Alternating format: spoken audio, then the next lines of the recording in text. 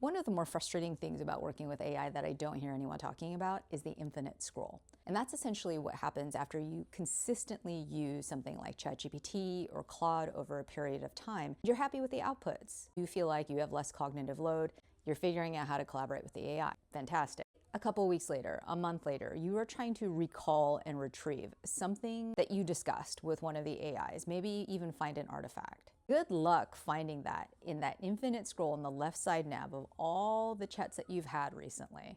Because that's essentially what it is. That sort of design favors recency. And if anything is buried under all of those layers, you are going to have a hell of a time finding it. I don't care if there has a search function. The search function sucks. Until we get easier ways to actually transfer those outputs out, it's going to have to be on us, which is my current workaround. At the end of every conversation, I remember to either copy and paste the output that I want to preserve outside of the chat interface. I save it in Notion, you could save it in a Google Doc, you could save it in a OneNote, but take it out. I don't care how good you are at naming your chats or what icon system that you have, emoji system that you have, to try to find them later on. You're not going to find them later on. There are a couple of non-manual workarounds. You could use MCPs. For a lot of beginners, it's a little bit more difficult. Things like Claude actually have connections into Notion, which sound great, but I find that actually 7 times out of 10, it's kind of janky. Until then, it's on the human to preserve that knowledge and action it so that it becomes practical wisdom for your everyday life.